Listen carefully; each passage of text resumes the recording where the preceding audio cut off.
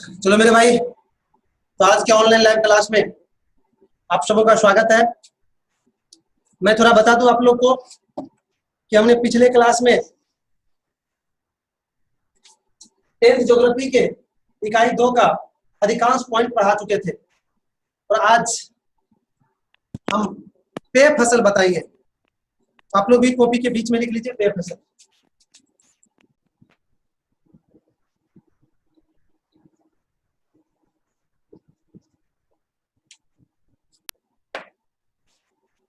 मैं बता दूं आप लोग को पेय फसल किसको कहा जाता है।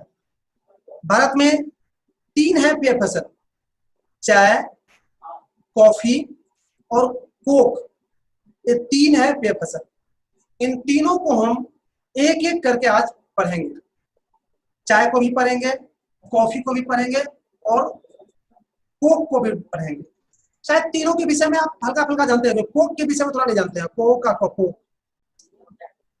कोक क्या होता है वो सुन लीजिए। एक अलग तरह से होते हैं लेकिन उसमें फल होते हैं पपीता के जैसे और उसके अंदर बीज होता है। उन बीज को सुखाकर पीसा जाता है और फिर उसका चूर्ण बनाया जाता है। वह चूर्ण कॉफी की तरह उपयोग किया जाता है।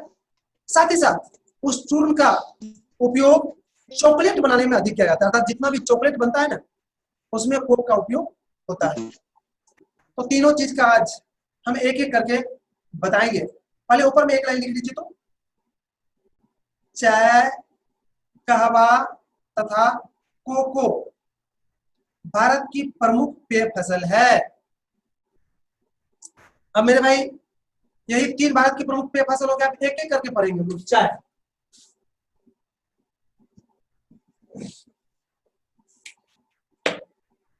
आप लोग को मालूम होगा चाय के विषय में कि चाय इंग्लैंड के द्वारा भारत में लाया गया था और चाय क्यों पीते हैं थोड़ा सा उस पर चर्चा कर ले आज, क्योंकि आप लोग पिए भी होंगे और देखे भी होंगे। आज आप लोग से हम जानेंगे कि चाय क्यों पीते हैं लोग। जी बताइए, आप लोग बताएंगे आज चाय क्यों पीते हैं लोग। जी बताइए तो आप लोग चाय क्यों पीते हैं लोग। मनीष यादव जी, चाय क्यों पीते हैं। तो चाय पीने से सेहत ठीक रहता है। अच्छा, सेहत ठीक रहता है। अच्छी 30 बात। वर्ष के बाद 30 वर्ष के बाद इसके वर्ष पहले चाय नहीं। पीने से है। रुको ना, सबके पास आ रहे हैं।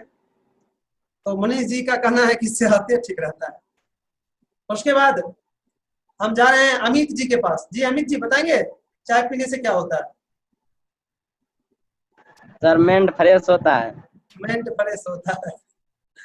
अच्छा संजना आज पीछे बैठी हुई, क्या बात है रे संजना। बाबू तुम जानते हैं चाय पीती है तू रे। नहीं सर। पीती है अब तो कुछ मालूम है चाय के विषय में, ये लोग क्यों पीते हैं चाय। सर जी वैसे नहीं है, पी लेते तो इसमें क्या होगा। मुझसे पी लेते, कुछ होगा तब तो पीता होगा जी। इसलिए वो पी ले। चलिए तो मैं बता रहा हूँ, ध्यान से सुनिएगा चाय क्यों पीते हैं। हाँ ध्यान से सुनना, चाय के विषय में हम बताने जा रहे हैं कि लोग चाय क्यों पीते हैं। मेरे भाई चाय में थीन नाम का एक पदार्थ पाया जाता है, थीन। और वह एक ऐसा चीज है जो शरीर में जब जाता है तो कुछ समय के लिए जितने भी सेल है आपका शरीर में काम करने वाला, सबको एक बार थोड़ा देर के लिए ताजा कर देते हैं, एनर्जी दे देते हैं उसमें थोड़ा देर के लिए। और आप मुरझाए हुए रहते हैं, अगर चाय लेते हैं तो सब चीज ताजा हो जाता है। एकाएक लगेगा आपको कि आपको ताजगी आ गई है, एकाएक लगेगा कि हम फ्रेश हो गए हैं। इसलिए लोग देखिएगा मुख्य रूप से जो चाय के विषय में जानते हैं वो सुबह में चाय पीते हैं। सुबह में थोड़ा सा लोग मुरझाए हुए रहते हैं, अलसाए हुए रहते हैं, तो थोड़ा चाय ले लेते हैं तो थोड़ा सा ताजा हो जाते हैं, फ्रेश हो जाते हैं। या फिर कोई जो बहुत काम कर लेते हैं, नींद आने लगती है, तो उस समय वो थोड़ा उसको लेते हैं ताकि पूरा ताजगी आ जाए। ये तो हो गया एक तरह से चाय का प्रयोग। लेकिन आजकल इस व्यू से चाय बहुत कम लोग पीते हैं, कुछ लोग तो शौक से पीते हैं और कुछ जगह इसका मान सम्मान के रूप में भी उपयोग किया जाता है। चाय के विषय में और थोड़ा सा बता देते हैं कि चाय एक सदाबहार झाड़ी होती है, झाड़ीदार पौधा होते हैं, उसके पत्ते को तोड़कर सुखाया जाता है और उस पत्ते से ही चाय बनाई जाती है। तो आपने चाय के संबंध में संक्षेप में जान गए हैं। अब इसको आप लोग लिखिए। चाय सदाबहार झाड़ी होती है जिसकी पत्तियों को सुखाकर चाय बनाई जाती है। इसमें थीन THEIN थीन नामक एक पदार्थ पाई जाती है जिसके कारण इसे पीने से हल्की ताजगी महसूस होती है। अब स्टार मारिए बीच में और लिखिए अनुकूल भौगोलिक दशा।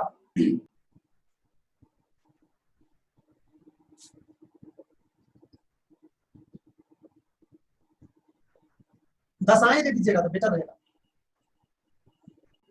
अब मालूम ही है आप लोग को, क्योंकि इससे पहले भी हम फसल पढ़ाए हैं बहुत सारे, तो इसमें तापमान वर्षा इत्यादि देंगे, तो सबसे पहले तापमान दीजिए।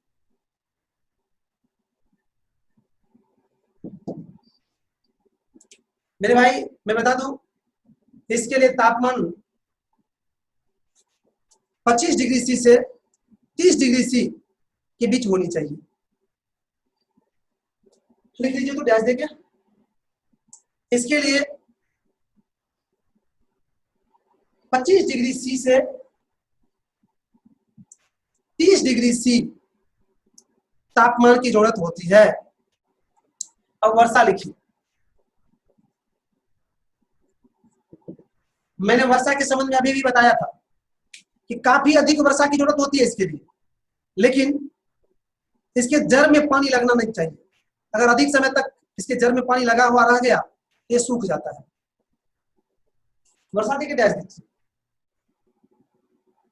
इसके लिए 200 सीएम से 250 सीएम वर्षा की आवश्यकता होती है। अब मिट्टी,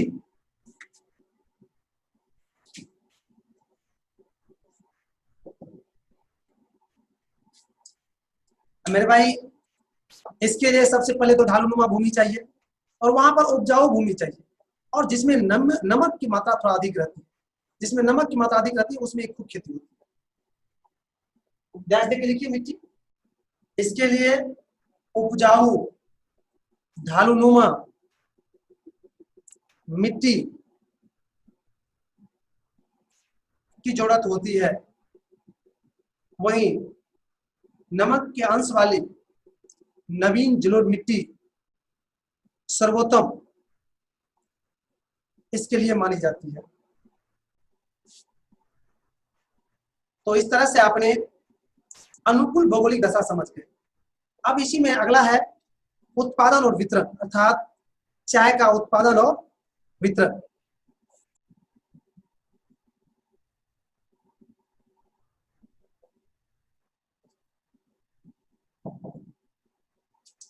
मेरे भाई मैं बता दूं आप लोग को, चाय की खेती जो भारत में हो रही है उसको दो वर्ग में बांटते हैं हम। एक प्रमुख क्षेत्र जहां पर खूब इसकी खेती होती है और दूसरा गौण क्षेत्र जहां पर इसकी खेती कम होती है। तो दो क्षेत्र में हम इसको बांट के आपको बता रहे हैं। तो सबसे पहले प्रमुख क्षेत्र देखिए।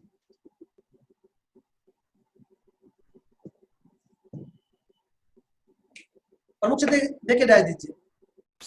असम की ब्रह्मपुत्र एवं सुरमा घाटी, पश्चिम बंगाल के दार्जिलिंग तथा जलपाईगुड़ी की पहाड़ी और तमिलनाडु के नीलगिरी की पहाड़ी चाय की प्रमुख उत्पादक क्षेत्र है। अब गौण क्षेत्र देखे डाल दीजिए।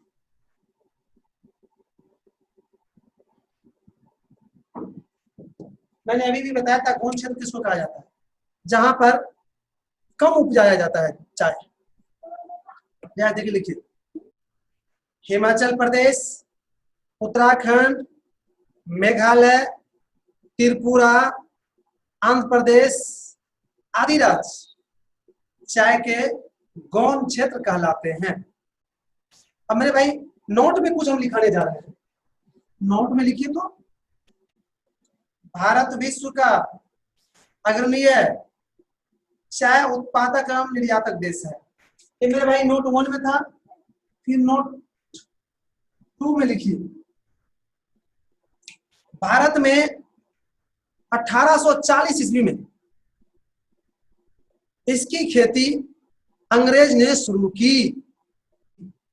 तो मेरे भाई इस तरह से हमने भारत में चाय की खेती कब शुरू हुई, इसकी स्थिति क्या है, इसके लिए तापमान, वर्षा इत्यादि की जरूरत क्या है, इसको लोग क्यों पीते हैं, इन सारे सवालों का जवाब मैंने देने का प्रयास किया अभी।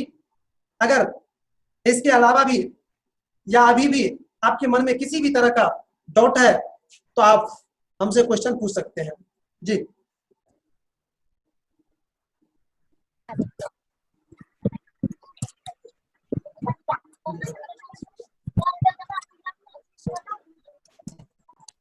चलिए, तो ज्यादा समस्या आप लोगों को इसमें नहीं थी, लेकिन अब हम आगे भी नहीं बढ़ पाएंगे क्योंकि आपका समय समाप्त हो रहा है।